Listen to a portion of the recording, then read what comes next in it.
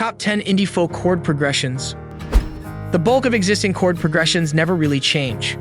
And despite hearing the same small collection of them repeatedly, they always seem to sound, or at least feel, different to us.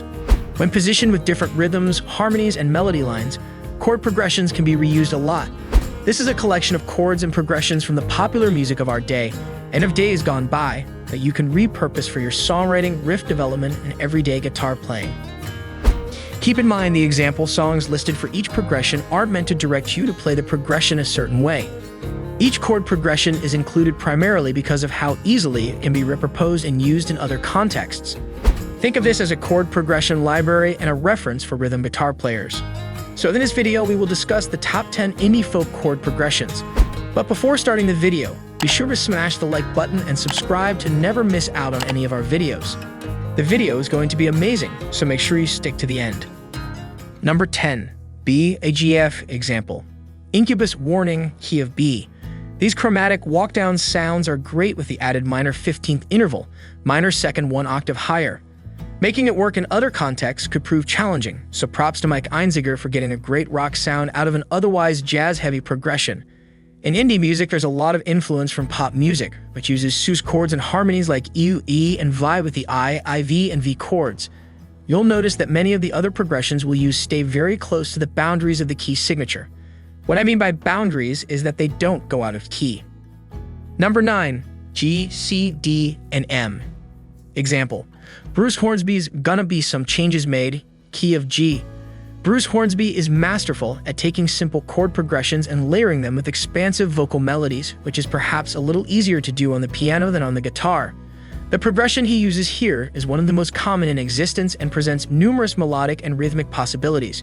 It's a good one to memorize early in your playing career. This is a great tool to use when creating rock chord progressions because it magnifies the minor third interval relationship between the root and third note of the scale. Number 8. C, G, F, and Am example. Our Lady Peace Innocent, key of C, capo 1. Adding the Am to the end of this progression boosts the emotional power of the song's chorus. Additionally, guitarist Steve Mazur arpeggiates the chord and slows things down to give the song a more driving and contemplative feel. This chord progression is extremely common, though it finds a uniquely cozy home in the post-grunge era and most of its resulting subgenres. Saying this song is overplayed is an understatement, but considering its popularity, we'd be remiss not to mention it when citing the C, G, and F chord progression. This grouping of chords is thought by many to be the most dynamic and useful in existence, prompting many to insist that you can learn a lot of music on the guitar using C, G, and F alone. Number 7. D, M7 and G example. Hank Williams Jr.'s Country Boy Can Survive, key of D. Though the M7 gets a little drowned out and could pass as a raw A major chord, the folksy down on the bayou appeal of this progression can be repurposed to several different styles and genres. This classic progression provided the basis for many jazz standards in the earlier half of the 20th century, especially those with chord progression known as rhythm changes, but also provides a great basis for some classic folk and R&B songs as well. For the jazz side of things, check out the Gershwin classic, I Got Rhythm, which started it all. Some later pop side examples include At Last by Etta James, Hungry Heart by Bruce Springsteen, and Tell Me Why by the Beatles. Number 6. E, B, and G example. Live's I Alone, key of E, E. Nothing says the 90s like a band that you couldn't search for on Google once Google became the way to find music.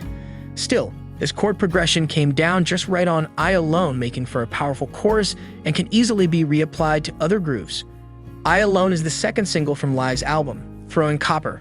The single was released to radio stations in Canada and the United States, but was only released commercially overseas. It reached No. 6 on the Billboard Modern Rock Tracks chart. The song was ranked the 62nd best song of the 1990s by VH1. Live performed I Alone at the Woodstock 99 Festival on July 23, 1999 in Rome, New York. The song was featured in the TV shows Homicide, Life on the Street, Beavis, Butthead, Hindsight, My So-Called Life, and Silicon Valley. I Alone also a Plus Live Plus tribute band from Adelaide, South Australia, playing tribute to the true live band. The lead singer of I Alone is Dylan Richards with vocal abilities that match those of Ed Kowalczyk. Number 5. D, A, B, and G example. Creed's My Sacrifice, key of D. This progression was extremely common in the American and Canadian rock scene during the late 90s and early 2000s. Part of what makes it so accessible is how it plays in a drop D tuning, offering plenty of heavy and emotional chorus swells. Number 4. E, A, and B example. Johnny Cash's Folsom Prison Blues, key of E. Speaking of the 12-bar blues, Folsom Prison Blues by Johnny Cash is one of the more memorable uses of the E, A, and B chord progression, though the likes of Robert Johnson and Muddy Waters would probably take precedence. It's one of the most common chord progressions for guitar players within the entire scope of Western music, making its rounds in all the major genres and subgenres. In other words, it pays dividends to learn this one.